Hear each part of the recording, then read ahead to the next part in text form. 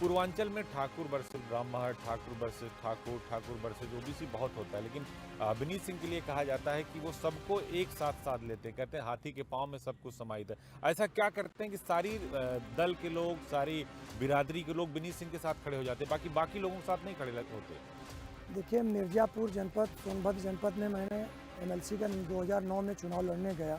हम 2009 में चुनाव लड़ने गए, वहाँ पे जनपद में उस समय भी पूरी हर समाज के लोग, क्या अगड़ा, क्या पिछड़ा, क्या दलित, सब लोग एक साथ आकर मेरे साथ खड़ा हुए थे।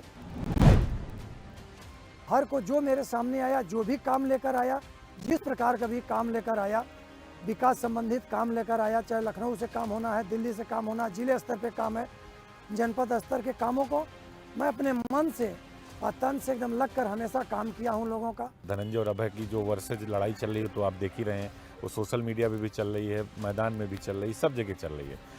धनंजय सिंह जी का मेरा संबंध जो है कि संबंध है, तमाम वहाँ रिश्तेदारियाँ जौनपुर में हैं। अभय सिंह ने एक बात कही कि धनंजय सिंह की पत्नी शशिकला जो जिला पंचायत अध्यक्ष हुई, उसमें मेंबर भी आपने दिया और मदद भी आपने की।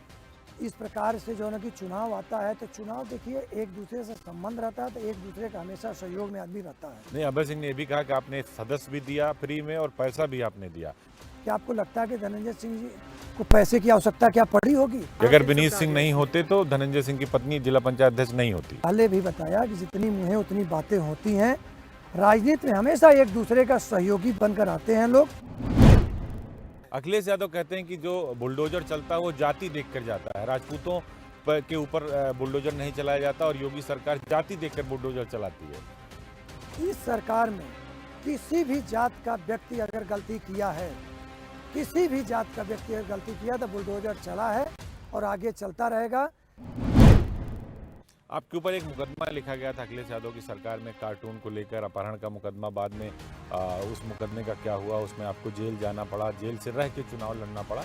तो आपको लगता नहीं कि जो सत्ता में होता है वो सत्ता का दुरुपयोग करता है? इस मुकदमे का क्या हुआ आपका? कि वो तो जबरदस्ती का मुकदमा किया गया था।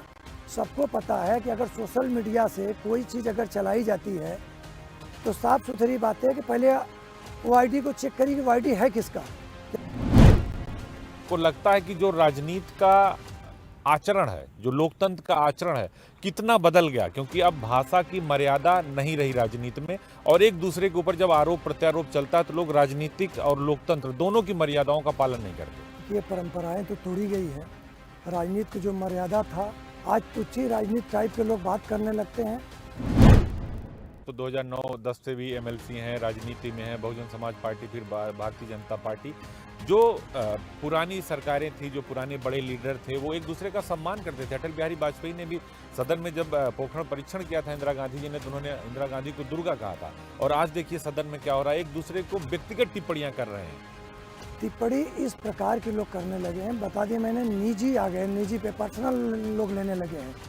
सदन में पर्सनल बातें होने लगी है। बीच में बात आई कि जितने भी राजपूत बाहुबली हैं, सबकी मीटिंग बनारस में ब्रजेश सिंह के यहाँ हुई। ब्रजेश सिंह भी बाहुबली हैं, माफिया हैं, उनके यहाँ सबकी मीटिंग हुई। इसमें आपका नाम आया कि विनीत सिंह गए, तो सबका नाम आया। ये बैठक कोई ऐसी बैठक ही नहीं हुई थी कि जिसमें एक फर्जी फेक रीमर बनाया गया। ये सबसे अच्छा राजनेता आप किसको मानते सबसे अच्छा राजनेता हैं उत्तर प्रदेश में और देश में दोनों? उत्तर प्रदेश में इस समय अच्छी नेतृत्व महाराज जी कर रहे हैं। मोदी जी के नेतृत्व में बहुत अच्छा जो है कि देश चल रहा है। बहुत सारे लोग मुख्तार के नाम पे कि हमारी मुख्तार से दुश्मनी थी, बड़ी बड़ी सुरक्षा लेके घूम रहे हैं। अब जिसको जो सुरक्षा लेके घूमना है वो घूमे। हमारी लड़ाई सीधा फंडा मेरा है कि हमसे जो लड़ने आया हम उससे लड़े।